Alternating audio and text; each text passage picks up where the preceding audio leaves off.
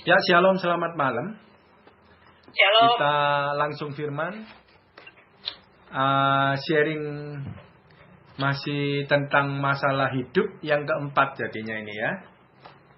Judulnya seperti di pengumuman, lakukanlah lagi apa yang semula engkau lakukan. Ya, semua udah tahulah ayatnya itu ya.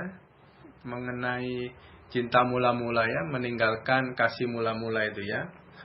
Nah, jadi saya refreshing lagi, saya ingatkan lagi karena ini keempat ya. Yang hidup seri pertama itu engkau dikatakan hidup padahal mati.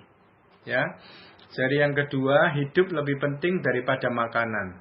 Yang dibahas hidup makanan tubuh pakaian, ya. Seri yang ketiga, menghidupi hidup. Ya, menggali dalam-dalam bertemu batu. Nah itu terus melakukan kehendak Tuhan, jadi bangunannya kokoh berdiri. Nah gitu seri 3. Nah seri 4 ini lakukanlah lagi apa yang semula engkau lakukan. Gitu ya. Oke. Sekarang masuk firman intinya, ayatnya Wahyu 2 ayat 1 sampai ayat 3. Ya, Wahyu 2 ayat 1 sampai ayat 3. Ayat 1, tuliskanlah kepada malaikat jemaat di Efesus. Inilah firman dari Dia yang memegang ketujuh bintang itu di tangan kanannya dan berjalan di antara ketujuh kaki dian emas. Itu. 2, aku tahu segala pekerjaanmu, baik jeripayamu maupun ketekunanmu. Aku tahu bahwa engkau tidak dapat sabar terhadap orang-orang jahat, bahwa engkau telah mencobai mereka yang menyebut dirinya rasul, tetapi yang sebenarnya tidak demikian, bahwa engkau telah mendapati mereka pendusta. 3, dan engkau tetap sabar dan menderita oleh karena namaku, dan engkau tidak mengenal lelah. 4, langsung nyambung aja ya, satu perikop jadinya. 4, namun demikian aku mencela engkau, karena engkau telah meninggalkan kasihmu yang semula. 5, sebab itu ingatlah betapa dalamnya engkau telah jatuh. Bertobatlah dan lakukanlah lagi apa yang semula engkau lakukan. Jika tidak demikian, aku akan datang kepadamu, dan aku akan mengambil kaki dianmu dari tempatnya, jikalau engkau tidak bertobat. Nah, ini adalah surat kepada jemaat Efesus. Ya, kalau Efesus itu sekarang kira-kira ya, kalau saya lihat di ulasan-ulasan yang lain itu, Efesus itu di Turki, gitu ya. Dan gereja ini dibangun oleh tokoh-tokoh gereja yang hebat-hebat. Ya, Aquila, Priscilla itu yang hebat-hebat. Rasul Paulus pernah 3 tahun melayani di sana, dia bangun jemaat Efesus hebat. Nah, jemaat Efesus ini hebat-hebat, kita lihat di 1 sampai 3 yang Tuhan puji. Ya, ini jemaat tidak main-main. Ini gereja yang benar-benar melayani. Ya, gereja yang level tinggi ini. Ya. Baik jeripayamu dan ketekunanmu. Loh, jeripayamu dan ketekunanmu. Wah, kurang apa jemaat kayak gini ya? Bahwa engkau tidak dapat sabar terhadap orang-orang jahat. Nah, ini rupanya jemaatnya orang-orang baik nih.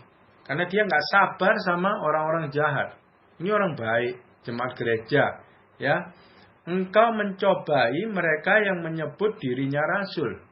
Tetapi yang sebenarnya tidak demikian, bahwa engkau telah mendapati mereka pendusta.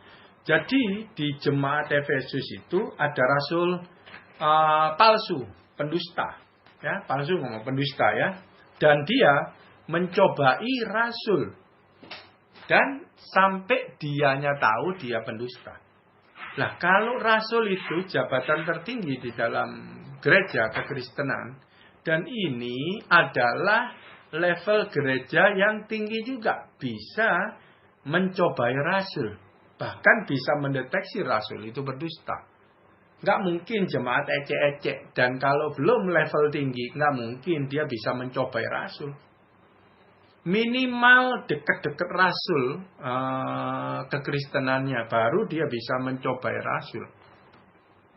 Dan habis itu dia mendapati rasul itu pendusta. Berarti dia ngerti banget ajaran firman Tuhan. Ya, bahwa rasul itu berdusta, palsu. Gitu ya. Berarti jemaat Efesus tidak main-main nih. Bukan kaleng-kaleng katanya ya. Terus yang ayat 3, dan engkau tetap sabar dan menderita oleh karena namaku. Lebih hebat lagi nih jemaat Efesus. Sabar dan menderita karena nama Tuhan. Luar biasa ya. Dan engkau tidak mengenal lelah. Nah, jadi terus melayani Tuhan nih ceritanya. Tidak kenal lelah, sabar menderita. Wah, hebat banget kalau dilihat dari kriterianya yang Tuhan puji. Ya. Cuman Tuhan fair. Yang bagusnya Tuhan puji, bukan dihilangkan, ya, Tuhan puji, tetapi yang jeleknya ya Tuhan celah. Gitu ya. Jadi cukup fair lah ya penilaian Tuhan ya. Nah, kita lihat nih kualitas jemaat Efesus yang luar biasa. Ya, lebih hebat daripada yang lain-lain ya menurut saya ya. Kayaknya sih hebat. Oke? Hebat banget. Nah, sekarang kita nggak bahas kehebatannya jemaat Efesus. Yang kita bahas adalah yang Tuhan mencela jemaat ini. Kenapa? Gitu ya. Di ayat 4 nih. Nah, ini mulai. Namun demikian aku mencela engkau. Ini kalau Tuhan mencela, ini berarti nggak main-main. Ya, bukan kita ngomong mencela asal-asal keluar, bukan. Ini Tuhan yang mencela. Ini marah Tuhan. Ya, kita tahu kemarahan Tuhan itu marah banget. Dia ngomong, Tuhan ngomong, kalau kamu nggak bertobat, kaki Dian aku ambil. Nah, ini berarti ini serius, super serius banget. Kalau kaki Dian diambil itu habis. Ya. Nah, ini serius banget. Nah, dari segi apa Tuhan begitu serius bicara mengenai ini? Gitu ya. Nah, karena engkau telah meninggalkan kasihmu yang semula. Nah ini. Ini mengenai kasih, ini Tuhan paling serius bicaranya. Ya, lebih daripada yang lain. Karena dia itu kasih. Kita ingat ya, 1 Petrus yang di sesi lalu. Itu perjalanan iman. Tambahkanlah iman kebajikan. Tambahkanlah kebajikan. Pengetahuan. Terus pengetahuan. Penguasaan diri. Kesalehan. Dan ujungnya kasih. Ya toh? Ujungnya kasih. Nah ini. Kasihnya modal awal itu udah ditinggalkan. Nah ini. Sekarang kita lihat. Meninggalkan. Itu berarti berjalan menjauh. Ya. Ini berbicara tentang kasih. Kasih yang semula. Dia mengasihi Tuhan Yesus. Dan sekarang dia meninggalkan kasih semula itu. Jadi dia berjalan menjauh. Nah. Yang berjalan menjauh itu kasih. Berarti ini ada cinta segitiga. Yang kasihnya itu sudah berpindah kepada yang lain. Makanya kasih kepada Tuhannya itu memudar, ditinggalkan. Nah ini ceritanya. Menurut saya begitu tafsiran saya. Makanya Tuhan marah banget. Ya, waktu dulu nggak ada apa-apa. Oke, sama aku.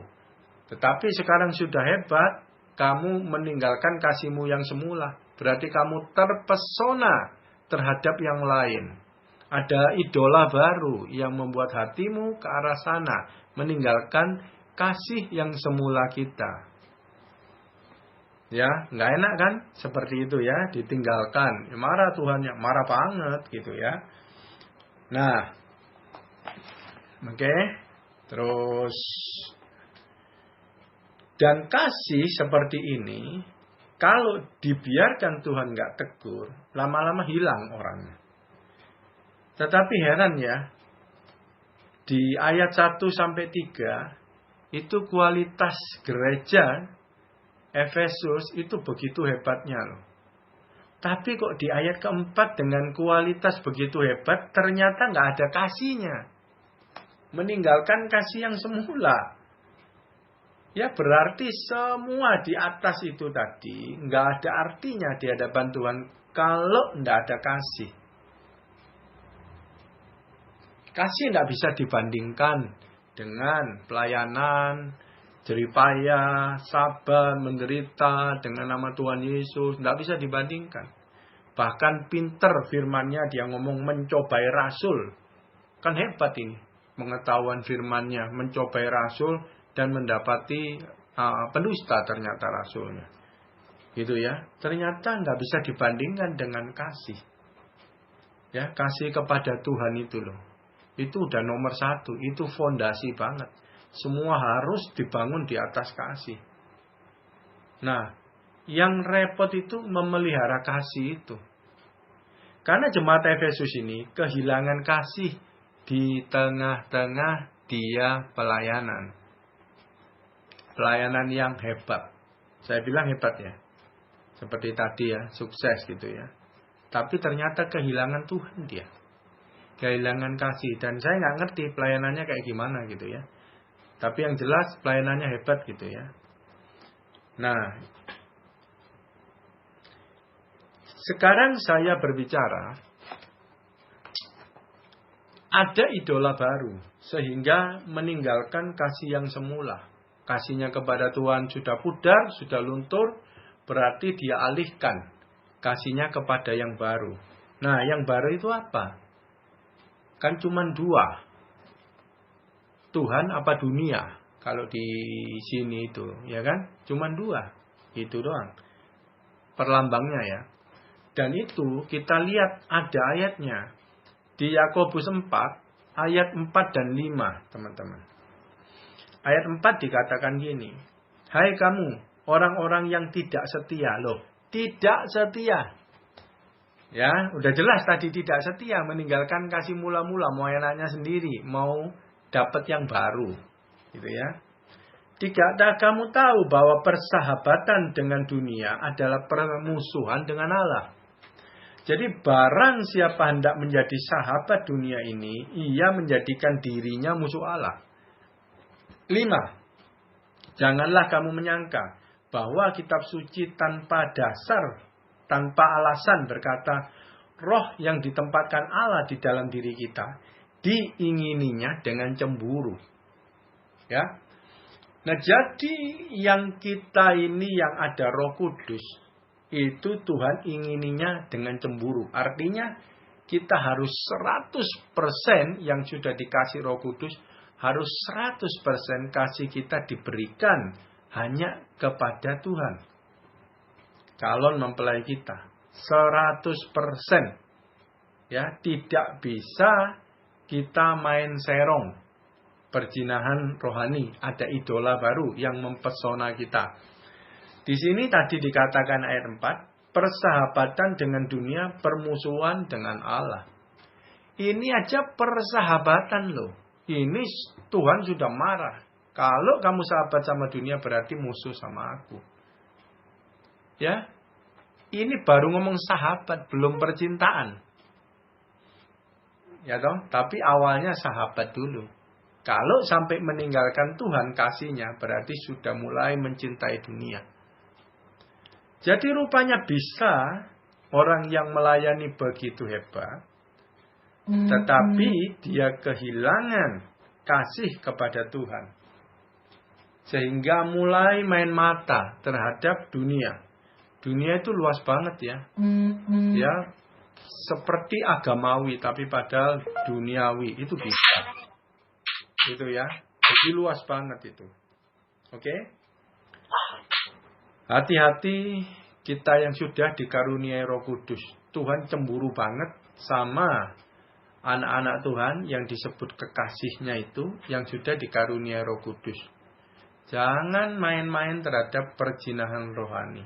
Ya, dituntut kita itu harus setia. Gitu ya. Sekali Tuhan Yesus tidak ada berhenti, tidak ada jalan mundur. Hanya ada jalan maju di dalam Tuhan. Ya, kita lihat keterangan tentang dunia ya. 1 Yohanes 2, 15 sampai 17. Ini 15. Janganlah kamu mengasihi dunia dan apa yang ada di dalamnya. Jikalau orang mengasihi dunia, maka kasih Bapa tidak ada di dalam orang itu. 16. Sebab semua orang yang ada di dalam dunia, yaitu keinginan daging dan keinginan mata, serta keangkuhan hidup, bukanlah berasal dari Bapa, melainkan dari dunia. 17. Dan dunia ini sedang lenyap dengan keinginannya. Tetapi orang yang melakukan kehendak Allah tetap hidup selama-lamanya. Nah, jadi yang dimaksud dengan dunia itu adalah di sini dikatakan keinginan daging, keinginan mata, keangkuhan hidup. Jadi keinginan kedagingan, keduniawian itu yang mengemudikan arah kita.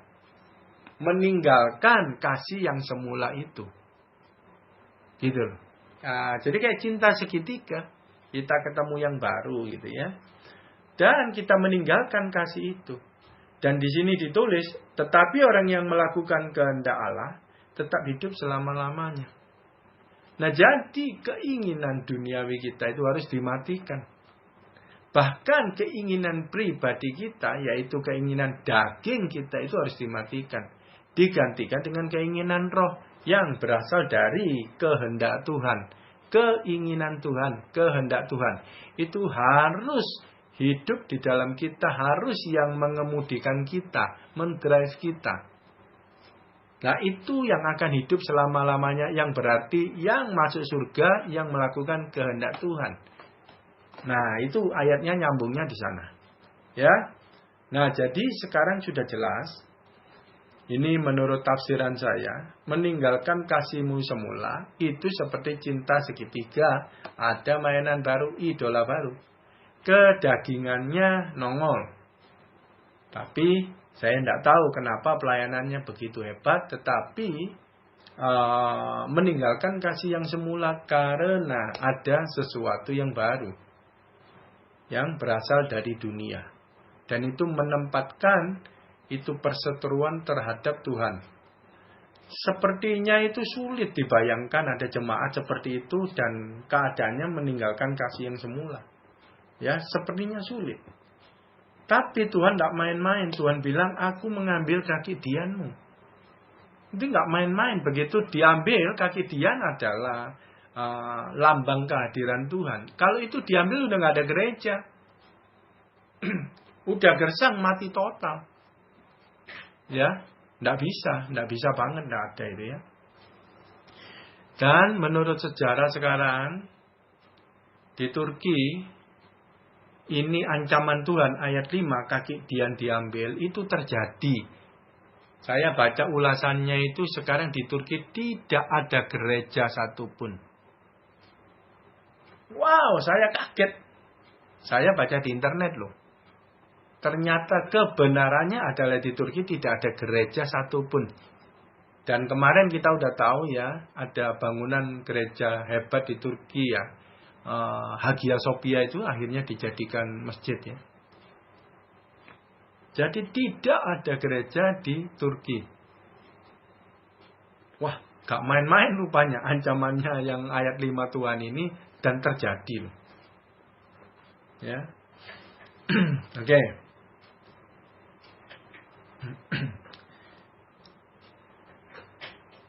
Nah, kita lihat sekarang Tuhan ngomong bertobat. Ya kan? Bertobatlah. Karena betapa dalamnya engkau telah jatuh.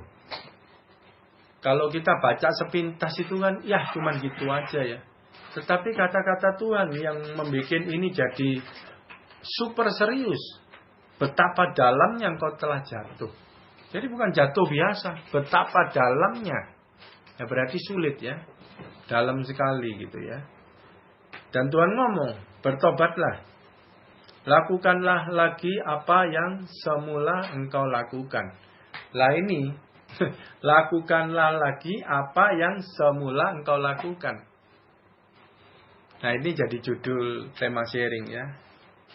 Kita yang sudah Kristen bertobat 20 tahun, kalau ditanya, apa yang kamu awal pertobatan kasihmu yang semula yang kau lakukan? Itu terus terang saya mikir juga, bingung saya. Apa ya? Gitu ya. Jadi rupanya kita harus ingat loh. Harus ingat, mulai mencari-cari dulu apa ya, gitu ya. Kenapa kita harus ingat? Karena Tuhan ingat terus. Sampai Tuhan menuntut, kalau mau bertobat harus melakukan apa yang semula engkau lakukan. Apa sih? Melakukan itu adalah buah-buah roh. Kita udah bahas panjang lebar di sesi-sesi sebelumnya. Ya toh, perbuatan kita itu yang sesudah lahir baru itu buah-buah roh. Dari Roh Kudus, bukan dari kita. Nah, kalau ngomong melakukan apa yang semula engkau lakukan, itu adalah buah roh pertama dari hasil percintaan kita dengan Tuhan yang pertama. Yang mula-mula. Nah, hasil daripada kasih mula-mula kita dengan Tuhan, yaitu buah yang pertama itu. Nah, itu yang mesti kita ingat. Apa dulu ya, gitu ya. Saya juga ingat-ingat saya. Wah, udah berapa puluh tahun ya? Apa ya kira-kira gitu ya. Oke, kita lewat terus ya. Nah, ini Tuhan sangat terpesona, sangat-sangat senang dengan buah roh daripada kasih mula-mula awal kita dengan Tuhan. Ibaratnya apa? Bulan madu nih, ibaratnya bulan madu. Itu ya, itu senang banget. Kalau lihat dari sini kan kayaknya romantis banget Tuhan ya. Kita baca Yeremia 2 ayat 2 dikatakan gini. Pergilah memberitahukan kepada penduduk Yerusalem dengan mengatakan, beginilah firman Tuhan, aku teringat kepada kasihmu pada masa mudamu, kepada cintamu pada waktu engkau menjadi pengantin. Bagaimana engkau mengikuti aku di padang gurun, di negeri yang tiada tataburannya. Loh, ini kayaknya Tuhan itu ingat banget gitu loh. Waktu setiap anak-anaknya yang lahir baru, itu reaksi buah roh pertamanya itu Tuhan catat, ingat loh. Ya, kepada cintamu waktu engkau menjadi pengantin. Ya, waktu ditimang lahir baru itu diomong seperti itu. Ya, terus awalnya mengikut di padang gurun. Aku teringat kepada kasihmu pada masa mudamu. Itu nggak pernah hilang. Apa buah roh yang pertama kita lakukan waktu kita lahir baru, itu diingat Tuhan selamanya. Nggak pernah hilang. Dan itu kalau hilang, Tuhan ngomong, kembali lakukan itu. Nah, itu yang dimaksud Tuhan, engkau harus setia. Setia dengan kekasihmu, Tuhan Yesus, satu selamanya, dengan hasil percintaan kita dengan Tuhan Yesus, yaitu buah-buah roh telah lahir yang pertama, yang paling murni. Waktu itu kita penuh dengan sukacita banget waktu terima Tuhan Yesus awal. Itu Tuhan Yesus disenangkan sangat di masa itu. Aku teringat kepada kasihmu pada masa mudamu. Ingat itu. Ya.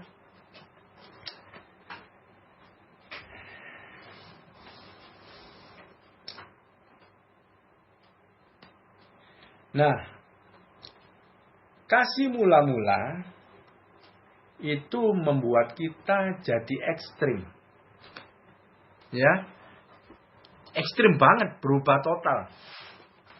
Penuh sukacita, berubah total. Bahkan banyak orang di sekitar kita yang tahu bahwa kita itu berubah. Bahkan kadang kita nggak sadari, tapi orang lain bisa lihat perubahan daripada buah-buah roh itu di dalam diri kita. Ekstrim banget. Perbuatan dan perkataannya berbeda total. Gitu ya. Nah, itu adalah buah awal pertobatan. Ya, itu kita mesti ingat. Gitu ya. Saya sambil renungin firman ini, saya ingat-ingat apa ya dulu ya, gitu ya. Kalau menurut saya sih, saya ingat itu, saya selalu kepingin ke gereja. Selalu kepingin dengeri khotbah hamba-hamba Tuhan gitu ya. Saya senang dengeri khotbah. Apakah itu saya senang dengan kekasih baru, kepingin lebih kenal kepada Tuhan Yesus. Maksudnya begitu ya. Terus saya banyak beli buku, banyak beli kaset-kaset khotbah gitu ya. Zaman dulu ya. Yang sekali beli banyak dan rupiahnya waktu itu lumayan gitu ya, mengeluarkan duit ya. Jadi nggak sayang beli kaset-kaset khotbah gitu ya. Nah dulu seperti itu, yang saya ingat nih ya, karena udah lama sekali ya. Nah ini dituntut kesetiaan kepada Tuhan kita ya. Jadi buah itu harus menetap. Tidak bisa habis lakukan terus enggak. Gitu ya, enggak bisa. Tuhan mau terus dilakukan. Buah roh itu dari yang awal sampai seterusnya itu harus dilakukan. Tidak boleh enggak. Gitu ya. Dan kalau kasih kita kepada Tuhan sudah mulai pudar, di sana buah-buah roh itu juga sudah mulai menghilang. Ya, itu cirinya. Buah-buah roh menghilang karena kasih kepada Tuhan sudah pudar.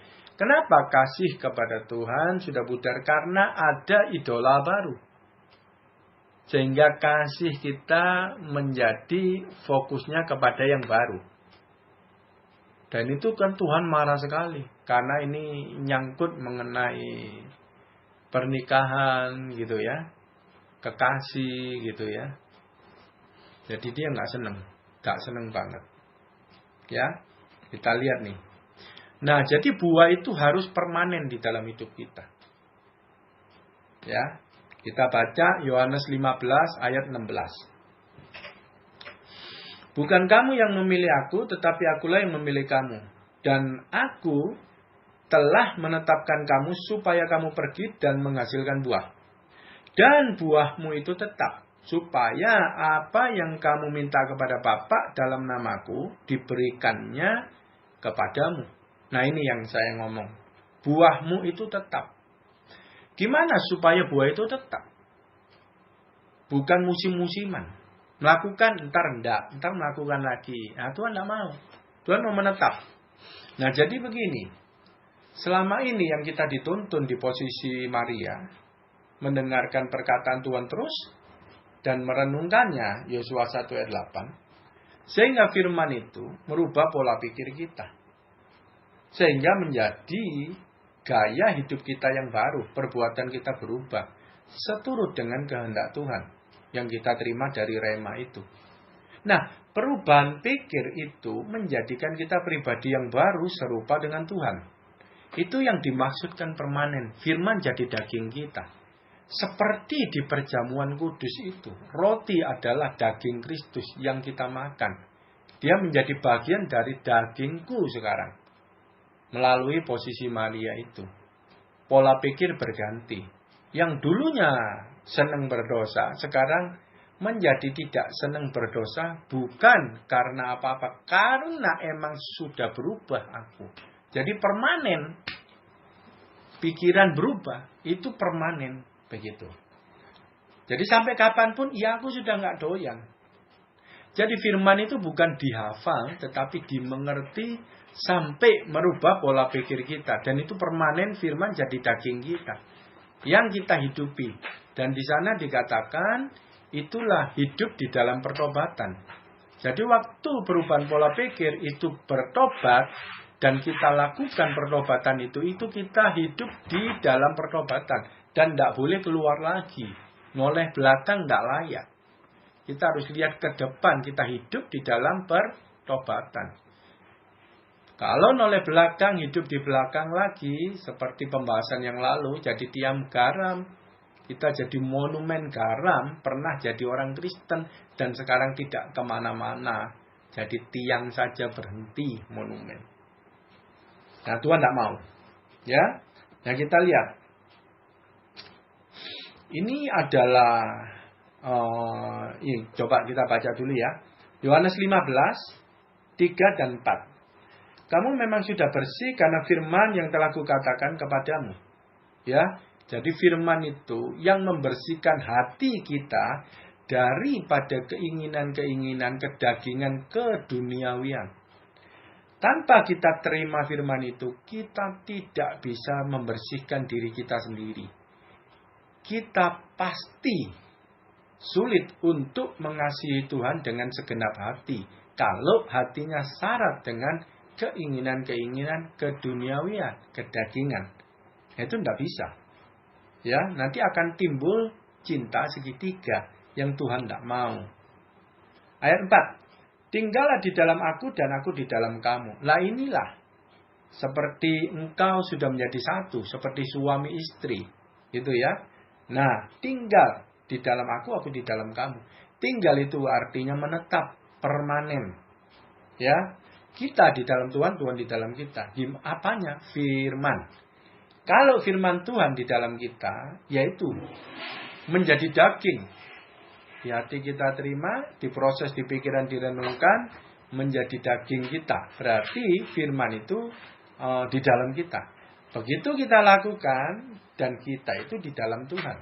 Karena kita semua melakukan di dalam firman. Ini penyatuan yang tidak bisa dipisahkan. Kita menjadi satu daging dengan Tuhan Yesus. Yaitu menjadi serupa dengan Dia. Aku di dalam Tuhan, Tuhan di dalam aku. Ya. Seperti ranting tidak dapat berbuah dari dirinya sendiri. Kalau ia tidak tinggal di pokok anggur. Jadi buah itu adalah pemberian daripada Tuhan. Tidak ada campur tangan kita sama sekali. Justru kita campur tangan malah rusak buahnya. Ya. Oke.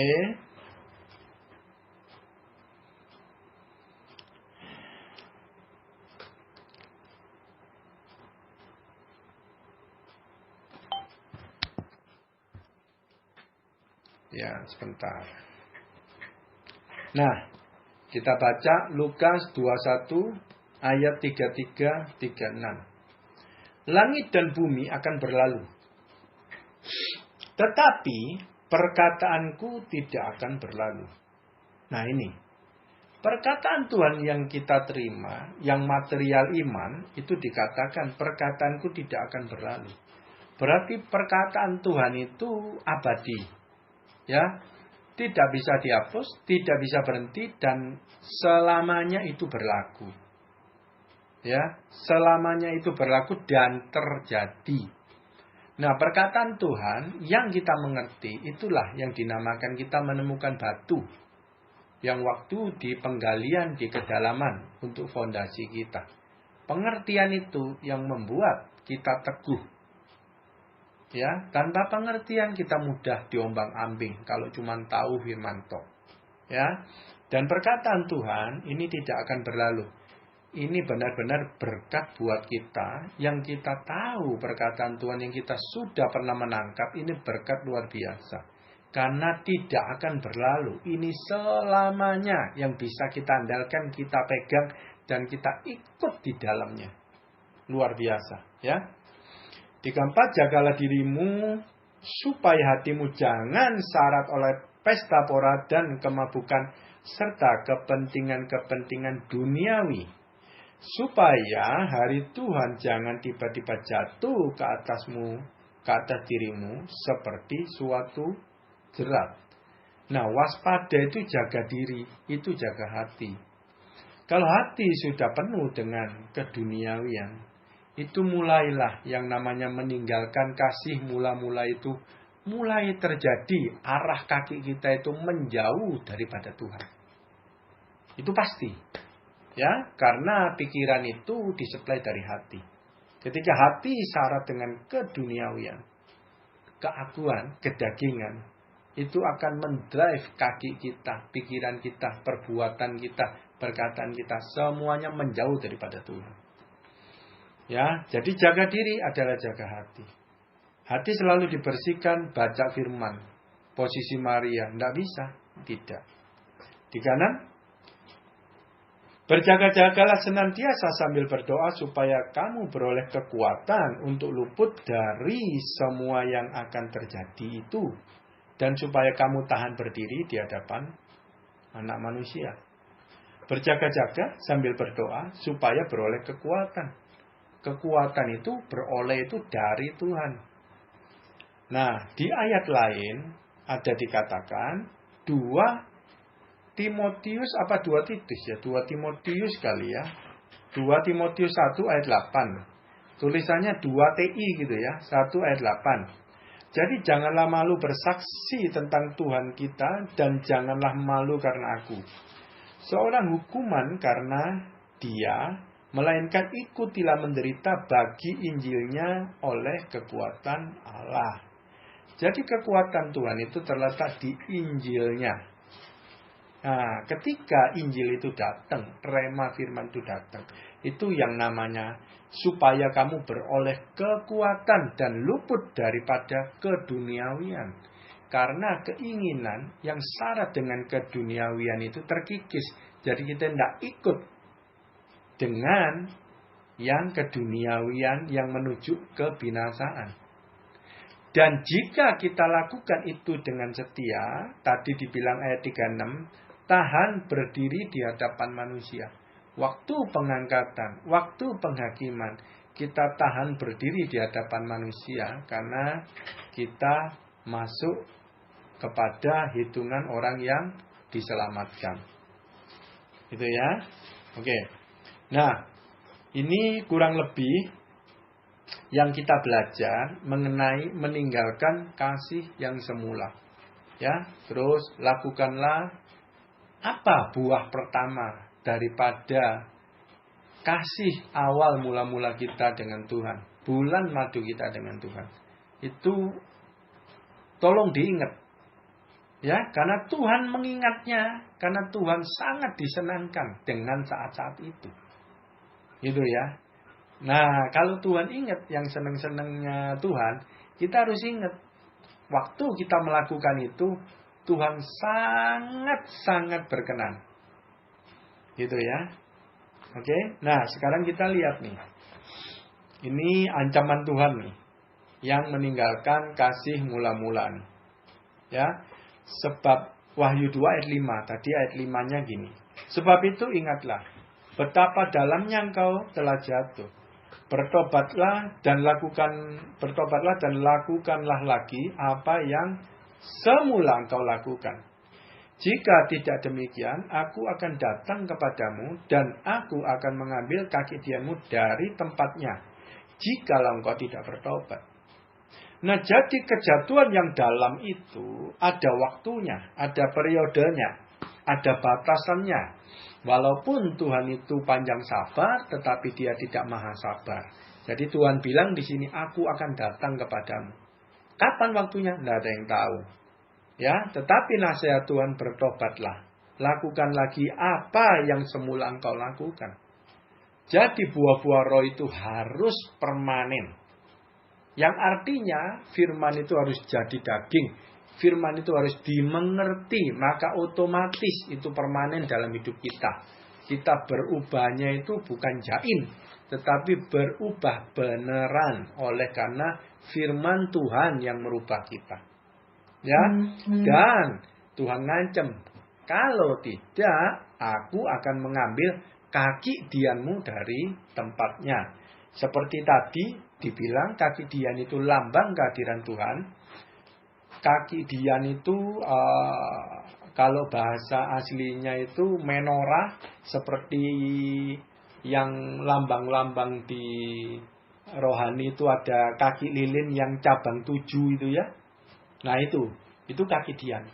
Dan lambang penerangan itu zaman dulu itu banyak, ya banyak. Oke, nanti tak kasih tahu ya. Tapi semuanya berbicara mengenai terang, karena terang itu adalah lambang Tuhan Yesus. Pelita yang terang itu lambang Tuhan Yesus. Semua yang terang itu lambang Tuhan Yesus, gitu ya. Oke, jadi kalau kaki dian diambil, ancamannya Tuhan Yesus ini serius. Karena saya lihat ulasan di internet, ya, benar-benar Efesus itu katanya nih adanya di Turki. Kalau saya nggak salah ingat nih yang saya baca tadi ya. Dan di sana di Efesus itu tidak ada gereja satupun. Sudah buyar semuanya. Padahal dulu yang paling hebat. Dan yang membangun orang-orang hebat zaman dulu, rasul-rasul. Ya, sampai Rasul Paulus pun membangun di sana. Ya. Tetapi ancaman ini serius. Ya, jadi benar-benar tidak ada lagi gereja di sana. Ya, Tuhan jadi ini cerita. Oke, tapi ini berbicara gereja di sana ya. Ya, jadi satu kumpulan yang banyak gitu ya. Oke. Sekarang kita lihat mengenai kaki Dian. Ini ayat-ayat peneguhan. Jadi kita benar-benar teguh percayanya kaki Dian itu Tuhan Yesus. Ibrani 9 ayat 1 sampai 3. Memang perjanjian yang pertama juga mempunyai peraturan-peraturan untuk ibadah dan untuk tempat kudus buatan tangan manusia. Ini bait Allah zaman dulu nih. Ya, perjanjian lama. Sebab ada persiapan suatu kemah, yaitu bagian paling depan dan di situ terdapat kaki Dian dan meja dengan roti sajian. Bagian ini disebut tempat yang kudus. Ayat 3. Di belakang tirai yang kedua, terdapat suatu kemah lagi yang disebut tempat yang maha kudus. Nah, jadi bangunan bait Allah zaman dulu, perjanjian lama ini ada dua bangunan. Yang di belakang itu maha kudus. Untuk masuk ke maha kudus harus lewat dengan bangunan yang di depannya. Bangunan tempat kudus. Dan bangunan yang di depannya itu ada kaki Dian dan meja dengan sajian roti. Jadi kaki Dian, tempat lilin, dan roti. Nah, habis lewat itu baru bisa masuk ruang Maha Kudus. Ruang Maha Kudus adalah ruangnya Bapa. Tempat Maha Kudus itu ruang Tuhan Yesus. Mau ke Bapa tidak bisa tidak lewat Tuhan Yesus. Nah, ini arti perlambang dari tempat bait Allah perjanjian lama. Ya, kenapa? Karena Tuhan Yesus itu dilambangkan kaki Dian dan roti. Tuhan Yesus sering ngomong, akulah roti yang hidup. Nah, ya kan? Nah, kaki Dian itu terang. Pelita yang menyala. Aku adalah terang dunia. Kan banyak ya Tuhan Yesus juga ngomong gitu ya. Nah, jadi Tuhan Yesus itu dilambangkan kaki Dian dan roti yang hidup. Ya, dari sini itu bangunan Tuhan kehendaki semuanya mempunyai arti. Jadi bukan asal. Gitu ya. Oke? Nah, sekarang kita lihat Zakaria 4 ayat 2. Maka berkatalah ia kepadaku, apa yang kau lihat? Jawabku, aku melihat tempat sebuah kandil dari emas seluruhnya dan tempat minyaknya di bagian atasnya. Kandil itu ada 7 pelitanya dan ada 7 corot pada masing-masing pelita yang ada pada bagian atasnya. Jadi kandil itu mirip kaki Dian juga, tempat lampu juga, gitu loh ya. Jadi kaki Dian ada, kandil ada, nanti pelita ada, suluh ada, gantang ada. Itu semua evolusi tentang alat-alat penerangan zaman dulu, terus berevolusi. Kalau sekarang senter gitu ya, macam-macam gitu ya. Oke, ini berbicara kandil ya. Nah terus di perjanjian baru, Yohanes 8 ayat 12 dibilang gini. Yesus berkata, maka Yesus berkata pula kepada orang banyak katanya, akulah terang dunia. Barang siapa mengikut aku, ia tidak akan berjalan dalam kegelapan, melainkan ia akan mempunyai terang yang hidup. Nah terang di sini, yaitu seperti tadi kaki Dian, kandil gitu loh. Ya, pelita. Nah ini yang dimaksud. Nah bayangin kaki Dian, pelita, terang itu diambil. Berarti gereja itu, kalau itu benar diambil, masuk di dalam kegelapan. Ya udah kelar. Nggak ada Tuhan, gitu ya. Nah terus di Mazmur 119, 105 dikatakan gini. Firman-Mu itu pelita bagi kakiku dan terang bagi jalanku. No, terang lagi. Berbicara ya, sama. Artinya semuanya sama kaki Dian. Amsal 6 ayat 23. Karena perintahku itu pelita dan ajaran itu cahaya. Dan teguran yang mendidik itu jalan kehidupan. Nah ini, perintah itu pelita, tapi belum menyala. Pelita saja, alatnya saja. Tetapi ajaran itu cahaya. Jadi ketika perintah itu, pelita itu mau dinyalakan, berarti adalah perintah itu harus diajarkan. Kenapa terus jadi cahaya? Karena melalui pengajaran itu mengerti. Nah, mengerti itulah terbuka yang namanya cahaya, pengertian. Nah, gitu. Jadi perintah itu pelita. Kalau gadis itu memegang pelita yang padam, berarti dia pegang perintah Tuhan, tapi dia tidak melakukannya karena belum menjadi cahaya. Jadi pelita itu padam. Dia tahu perintah Tuhan, dia hafal itu ayat, tahu. Tapi tidak menjadi cahaya. Dia nggak ngerti dan atau bahkan dia cuma asal tahu dan tidak melakukan. Jadi dia melakukan sekehendak sendiri, sepengertiannya sendiri. Meleset daripada yang Tuhan maksudkan. Gitu ya. Oke. Mazmur 132 ayat 17. Di sanalah aku akan menumbuhkan suatu tanduk bagi Daud. Tanduk itu kekuasaan. Aku akan menyediakan sebuah pelita bagi orang yang kuurapi. Ya, nah kalau udah berbicara menyediakan pelita bagi yang orang kuurapi, itu berarti pelitanya itu sudah menyala. Ya, hanya orang yang diurapi Tuhan, dia yang dapat perintah dan ajaran itu melalui pengurapan yang Tuhan berikan. Jadi itu yang menjadi penuntun hidupnya, yang orang diurapi Tuhan itu yang melakukan perintah Tuhan. Ya, jadi bukan asal tahu terus bisa melakukan, tidak bisa. Harus ada urapan Tuhan juga. Dan semua yang mau kenal Tuhan, Tuhan berikan urapannya. Karena Tuhan sangat menyenangi orang yang memburu pengenalan akan Dia. Gitu ya. Oke. Nah, ini tadi ada berbicara mengenai waspada. Ini ada tambahan. Di Lukas 12 ayat 35, itu perikopnya waspada, berjaga-jaga. Ya. Supaya kita itu jangan secara tidak sadar kaki kita melangkah menjauh kepada pribadi Tuhan Yesus kita dengan meninggalkan kasih yang semula. Lukas 12 ayat 35 dikatakan gini. Hendaklah pinggangmu tetap berikat dan pelitamu tetap menyala. Ini waspada, ini berjaga-jaga. Ya. Pinggangmu dikatakan di perlengkapan senjata Allah Efesus itu ya. Ikat pinggang kebenaran. Kebenaran adalah firman Tuhan. Jadi firman Tuhan itu tetap berikat, tetap nempel sama kita, tetap dipakai oleh kita. Itu artinya menjadi panutan, menjadi center. Ya, apapun harus ada kebenarannya gitu. Dan pelitamu tetap menyala. Berarti kita harus tetap mendengarkan dan merenungkan firman itu. Baru pelita itu tetap menyala. Sehingga oleh kekuatan dari Tuhan melalui pengertiannya dan Roh Kudus terus menopang kita, menyanggupkan kita itu melakukan kehendak Tuhan. Pelitamu tetap menyala. Ya, oke.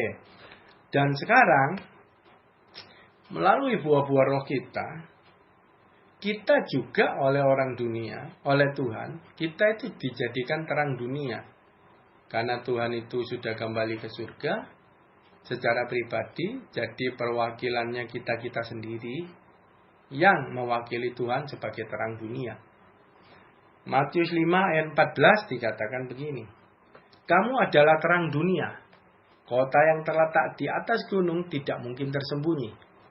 Nah, gini, kamu adalah terang dunia. Tadi Tuhan Yesus ngomong, aku itu terang dunia. Tapi karena Tuhan Yesus sudah kembali ke surga, jadi kita yang menjadi kesaksian hidup kita. Melalui buah-buah kita yang permanen, tetap. maka kita adalah terang dunia, mewakili Tuhan Yesus. Nah, itu menjadi satu kesaksian. Gitu ya. Nah, perikop ini udah selesai. Saya kasih ada tambahan di ayat terakhir. Tuhan Yesus ngomong mengenai Nikolaus. Wahyu 2 ayat sebentar ya. Wahyu 2 sebentar. Wahyu 2 ayat 6. Ini terakhir ya. Ini tambahan aja ya. Tetapi ini yang ada padamu, yaitu engkau membenci segala perbuatan pengikut-pengikut Nikolaus yang juga ku benci. Nah, ini ada bagusnya yang terakhir. Ya. Nah, Nikolaus itu adalah penatua jemaat. Penatua jemaat di Efesus mungkin ya, atau di mana ya, di Efesus mungkin ya. Pokok penatua jemaat. Orang top di sana istilahnya di gereja itu. Dari 7 penatua yang top itu salah satunya Nikolaus. Ya, dan Nikolaus ini tersesat. Nah, dia ngomongin sekte Nikolaus. Nah, gitu ya. Ini ajaran yang menyesatkan. Dan ini jemaat hebat. Dia bisa mendeteksi, dia tahu, dan dia membenci. Nah, cuman ini buat kita aja ya. Perlengkapan wawasan Nikolaus ya. Saya baca ulasannya ya.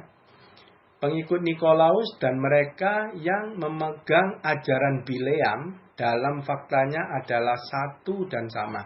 Jadi ajaran Nikolaus dan Bileam dasarnya sama. Ya.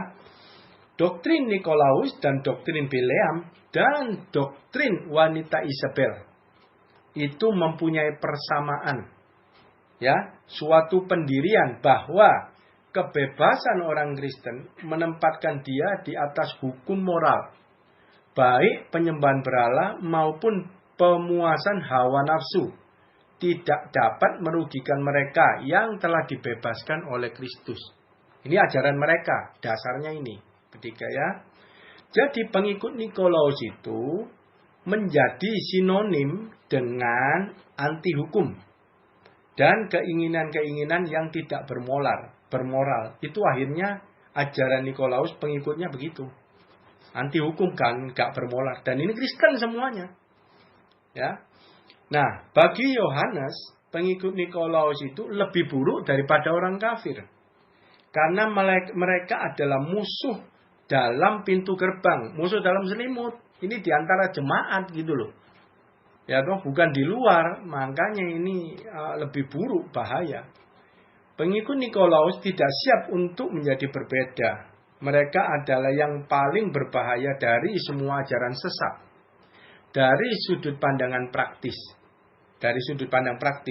Karena jika ajaran mereka sukses, maka dunialah yang mengubah kekristenan. Dan bukan kekristenan mengubah dunia. Ya. Jadi Nikolaus itu bahaya datang bukan dari luar gereja, tetapi dari dalam. Ini yang merongrong salah satunya di gereja Efesus. Ya, klaim dari orang-orang sesat ini adalah bahwa mereka bukan menghancurkan kekristenan, tetapi memperkenalkan atau mengajukan suatu versi yang lebih baik, versi pembaruan yang lebih baik kekristenan, versi baru. Nah itu Nikolaus, Bileam, Isabel. Itu dasar-dasarnya seperti itu. Dan ini kita harus waspadai, ini salah satu penyesatan di dalam tubuh Kristus di Efesus. Gitu ya. Oke. Jadi firman Tuhan sesi hidup 4 sudah selesai. Lakukanlah lagi apa yang semula engkau lakukan.